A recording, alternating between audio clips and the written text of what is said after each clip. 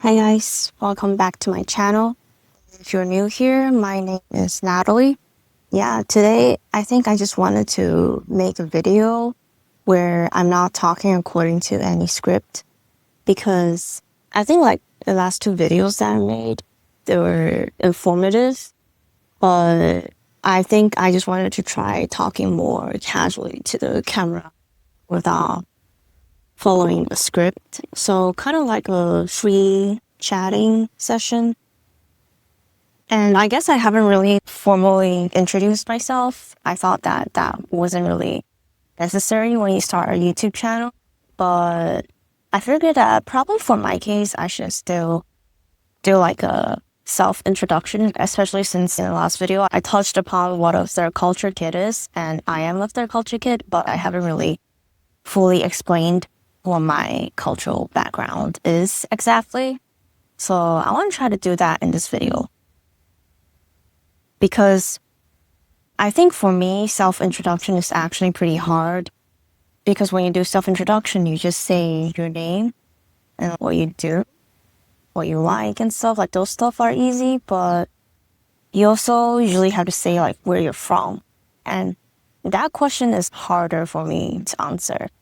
I literally give out a different answer each time. Sometimes I say, oh, I'm from China. Sometimes I say, oh, I'm Chinese, French, but I was raised in China. And it just doesn't sound right. It sounds like I'm trying to deny my Chinese identity or something. So that question has always been hard for me. And I'm going to explain why, starting from the very beginning. Okay, so, my God, there are geese again this time. Hopefully they're nice and won't attack me. Okay, I'm not gonna get distracted by them. Okay, so, first of all, why is it hard for me to answer the question where I'm from? I want to go over everything from my perspective first. I'm ethnically Chinese, like Han Chinese. I was born in Shanghai, in China. And then at that point, I'm just like, yeah, I'm a Chinese person from China. And then when I was in third grade, so when I was 9 years old, we had to do an exercise in class where everyone had to list out where they're from and where their hometown is. And I was just like, bruh, okay, I'm from Shanghai, right? So I just wrote on the whiteboard that I'm from Shanghai. And then my teacher was like, oh, Natalie, let me check the student record to see where you're from. And I was like, what? Okay, sure. Thank you, teacher. And then she just checked some paper and then went back to me and she was like, Natalie, you're from France. And I was like, teacher, I'm actually from Shanghai. I was born in Shanghai. And then she was like, your record says that your nationality is French. And I was just like, what? I've never heard that in my life. Okay, so after that class, I went back home, right? I was like, okay, where's my parents? I need to ask them what the hell is going on. I asked them, I'm like, Mom and Dad, why didn't my teacher say that I'm French? And then they're just like, oh, actually, you have a French passport. I mean, we all do. We all have a French passport. So we're all French. And I was like, okay. And I guess I just accepted that and I didn't probe any further. I just went about my day and went into my room and watched my anime. I was like, okay, good to know, I guess. And then that was it, right? That was the first time where I knew that, okay, I'm French. Okay, fun fact, I didn't know that. But then I think it was the same year, my parents decided to send me to a military summer camp in Beijing. So what that means is there's these summer camps in China for kids to kind of go through military training, but not real military training. It's more like just like summer camp where they train your kids' perseverance and collaboration skills. And it was like a 7-day program that my mom signed me up for. And when I was at the summer camp, I was low-key a little bit confused because these kids that I'm with, they're clearly different from my classmates. But in the sense that they are local Chinese kids. So, for context, the school that I went to in elementary school was a Singaporean international school in Shanghai, meaning that the education system is Singaporean. So we do not learn from your typical Chinese textbooks and curriculum other than, for Chinese class. We use the Shanghai textbook, I think. But for every other subject, we use the Singaporean curriculum, like Singaporean textbooks and stuff. And the whole school's language of instruction was English, which means that math is taught in English, science is taught in English. The only subject that's not taught in English was Chinese. So everybody spoke English pretty fluently. What's also interesting about this school is that all my classmates were not really from mainland China. A lot of my classmates were from Hong Kong or Singapore or France or Taiwan, Malaysia, Thailand, etc. There's all sorts of nationalities in my elementary school.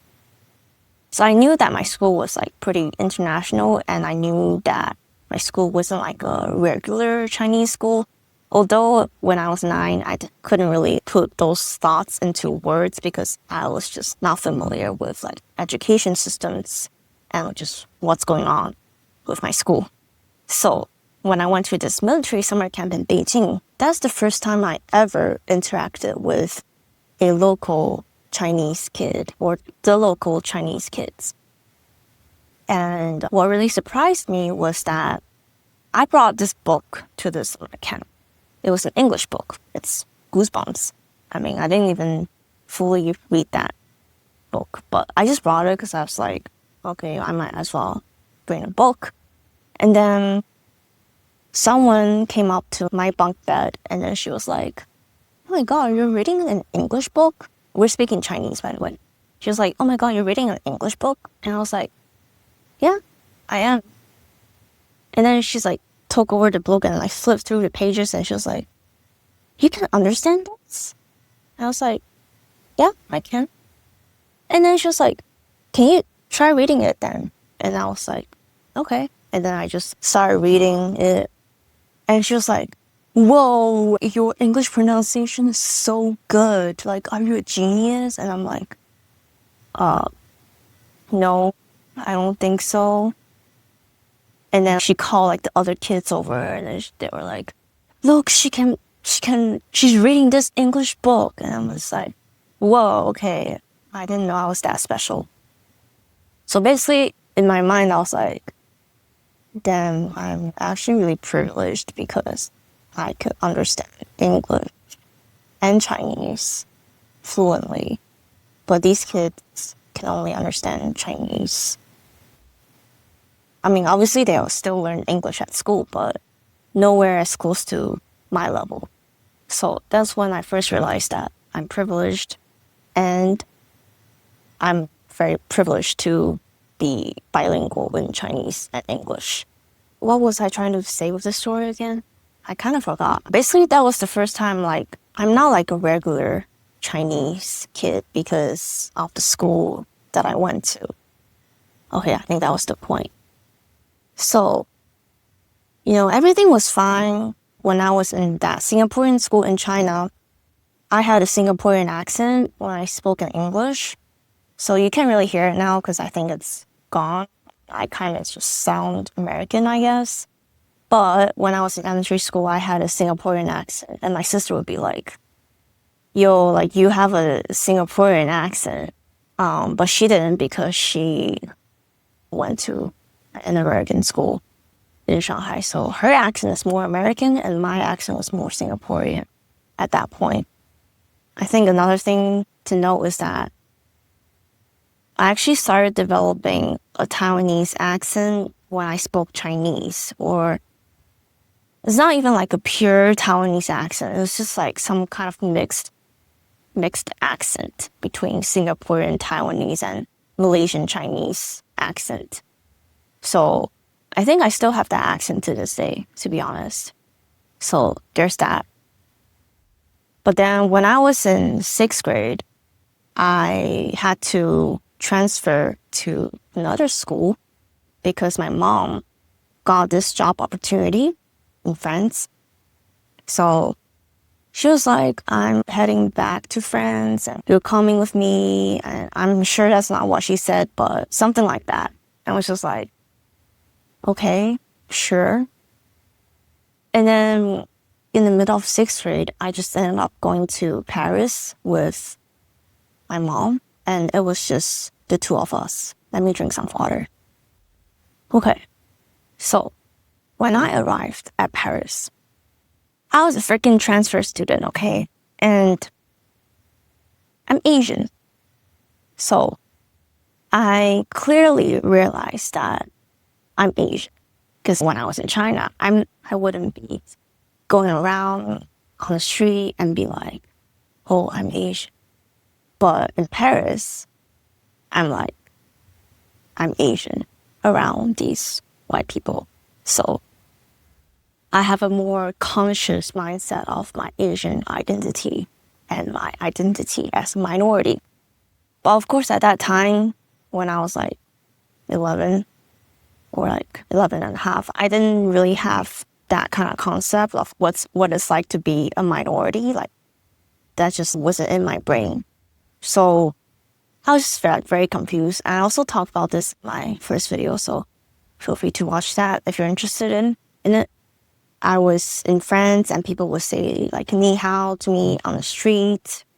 And then I could tell that, we're not really respected as a primary citizen. We're more like secondary citizens is what I would call it. So there's kind of like a drastic difference between how we're treated in China versus how we're treated in France. I could feel that as a kid. I think the other hard part to it is that I ended up going to an American school in Paris. And so I didn't even go to a French school. The easy part is that I didn't have any language barriers with my classmates because I spoke English fluently. But I feel like a lot of people, they would assume that I couldn't speak English fluently, but then I would, and then they would be kind of surprised. But just because I'm fluent in English doesn't mean that I know the culture, So being in an American school in France means that I had to adjust to both the French culture and the American school culture, like just very suddenly. And initially I was kind of like chill with it. I got weirded out by the way that my teachers pronounced Shanghai because they say like Shanghai instead of Shanghai. And I was like, what the fuck? But that's just how you say Shanghai is in French. It's Shanghai. And my classmates, so there was a music class. I remember that there was a sheet that we had to fill out. And at the top right corner, we had to write out what our nationality was. So in the nationality part, I wrote French. And then the kids above me saw me writing French as my nationality. And they were telling me, oh, you shouldn't write French because it's your passport country, it's your nationality, not where you're located.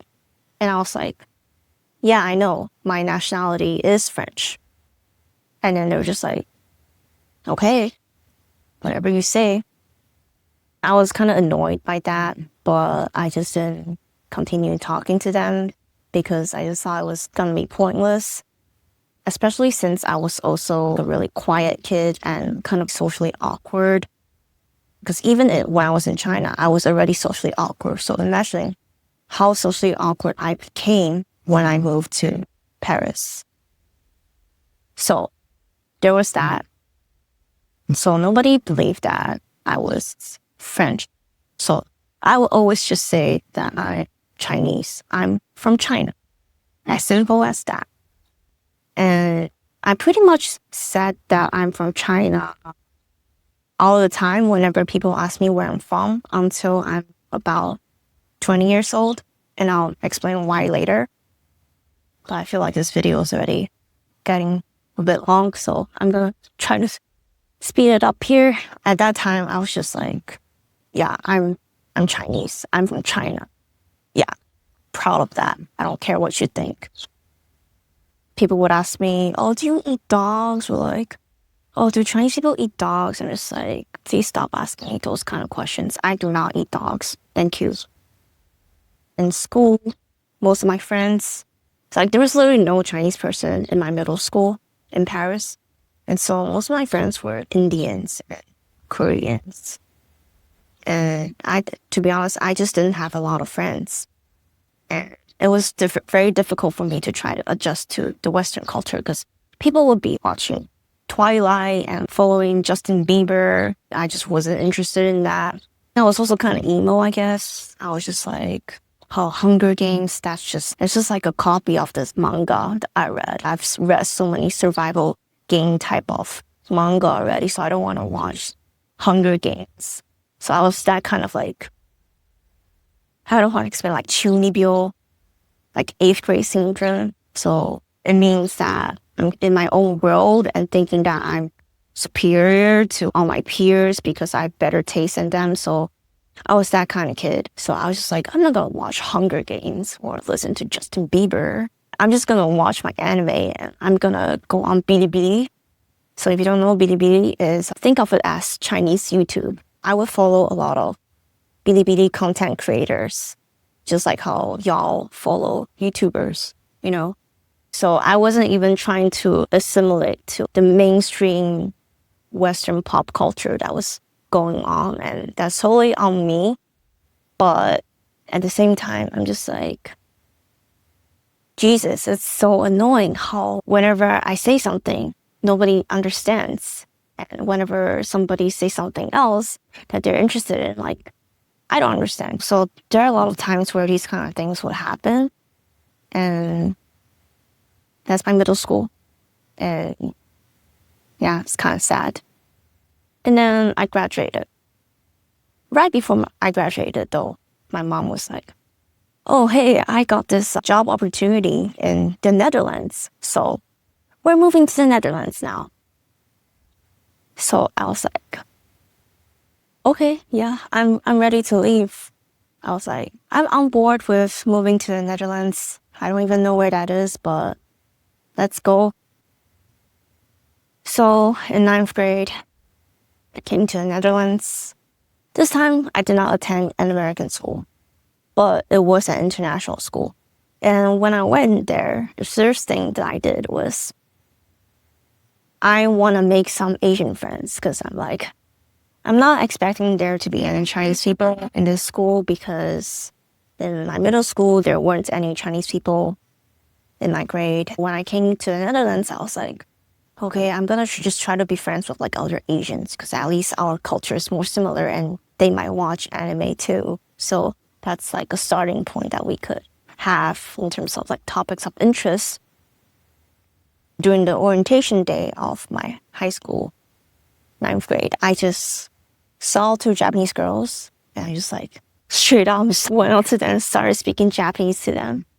They were shocked that I could speak Japanese because I started learning Japanese when I was in 2nd grade, I guess. And at that point, I could understand a lot of Japanese. And I just became friends with them. And basically, in my high school, there were a lot of Japanese people.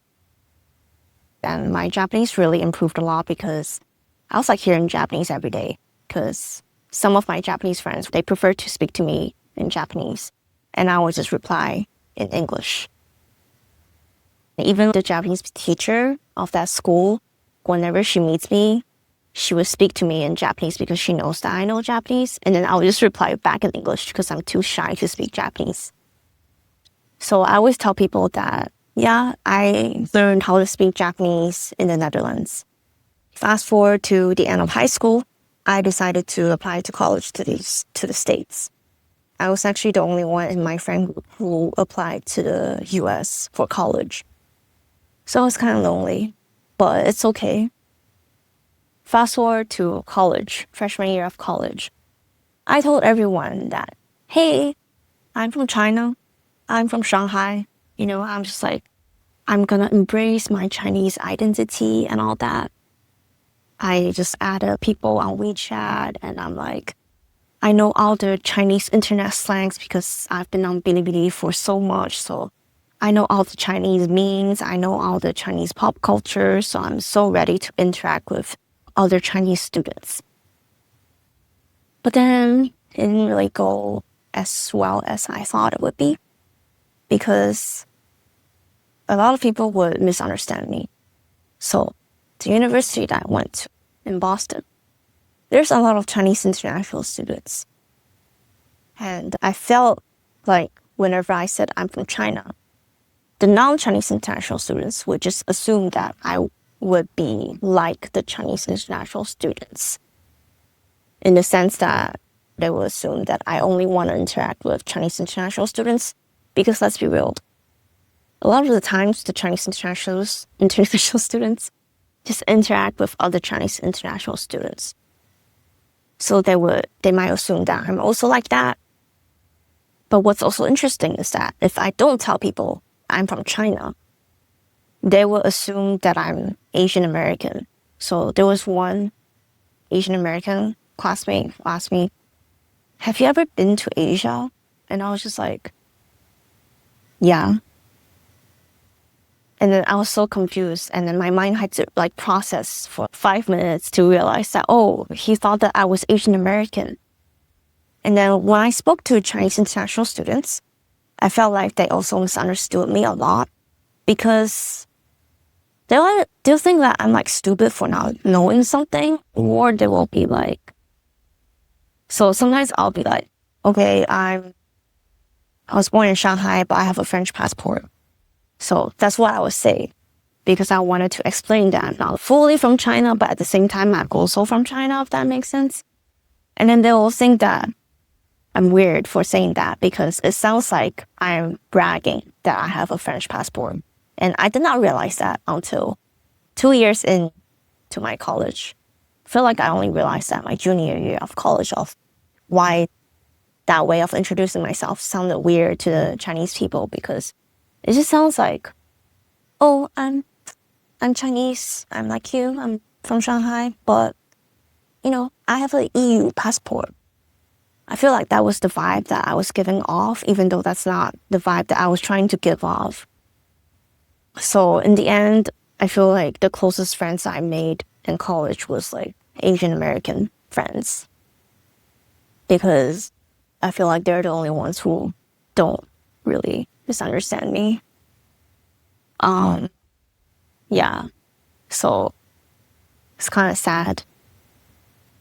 I try to connect with my Chinese side, but I just ended up being misunderstood, and I know I could have done so much better in learning how to introduce myself and in try to understand how to interact with other people. But by my junior year, I was just giving up on making friends. And I just focused on my studies and focused on applying to grad school. Also, COVID happened. I was physically in the Netherlands because it was COVID. So we were doing Zoom University. If you were a student at that time, you would know what I'm talking about. Everything is on Zoom. So I didn't really get to practice my social skills in college, even though I tried to make friends. I just failed at making friends because I had no idea how to answer the question, where are you from? And I'm just bad at picking up the social norms of each group. So that was that. During college, every time I would go back to China and meet my parents, I would be like, I don't know what to say when people ask me where I'm from. Like, what the fuck am I supposed to say? And then they'll be like, oh, just say you're a global citizen. And I'm like, Mom, I cannot say that, or else people are gonna think that I'm retarded. So they don't really understand the struggle that I'm going through. They don't think it's a struggle. So, that's fine. Maybe it's not a struggle. But I would often not be able to sleep at night because of this question, where are you from? After I graduated from grad school, I was more at peace. But before then, every 3 months, I would have a sleepless night where I'd be like, suddenly remembering my elementary school years, my middle school years, my high school years, and all like the stupid things that I did and I said. And I'll be thinking about possible options of answering the question, where are you from? When you meet someone at a party, they don't want to hear your whole life story. They don't want to be like, oh, I'm Chinese French, but, I was born in China. My parents are like, they immigrated to France when they were young, but I was raised in China, France, and the Netherlands, and I came to the States for college. I think some people would like that, but I think some people will also be like, okay, why the fuck are you giving me all this information? So sometimes I'm just like, dude, I should just say that I'm from France. But I don't have that confidence because I don't speak French on a native level. And I haven't even interacted with a lot of French people, to be honest. Because even in my middle school, sure, there were French kids, but most people are not from France. Also, when I was in France, I ate Chinese food all the time. I did not really eat French food other than baguette and croissant and macaron. So, yeah, if I say I'm from China, I have never been to a Chinese school, and I'm not really from China. If I say I'm from Shanghai to a Chinese person from China, they'll be like, oh, but your accent doesn't sound like you're from Shanghai. You sound like you're from Taiwan or something. I'm like, yeah, but I was born and raised in Shanghai. And then they'll be like, okay. So I think I should either just fully explain my background or just be like, yeah, dude, I'm from China. Or just be like, yeah, dude, my nationality is French. And then just leave it at that. Actually, it got a lot better when I was in grad school. I'd be like, oh, I'm second generation Chinese French, but I was born in China. So I feel like that answer made more sense to people because my parents immigrated to France when they were younger and they got French passports when they were there. But then they decided to give birth to me in China. And I was born with a French passport. I do not have a Chinese passport. Sorry for just clarifying that right now. But that's me. I'm a third culture kid who's also an educational cross-cultural kid, which means that I went to schools whose educational system does not align with the local culture. I'm also a child of immigrants. I am minority when I'm in Western countries. Yeah, that makes me a very culturally complex person. I don't even know what the point of this video is, but I guess whenever people ask me where I'm from, I'm just gonna show them this video. Yeah. Honestly, that's it. That's just like my self-introduction of my cultural identity. Thanks for watching. And if you watch until this point, that's incredible because I feel like this video is, I wouldn't say it's boring, but I hope that it wasn't too boring because I'm literally just yapping to the camera. There's no structure to what I'm saying. So I hope everything makes sense. Let me know if you have any questions in the comments. Oh, and if you're interested in topics like this, you should definitely check out my last 2 videos. Thank you.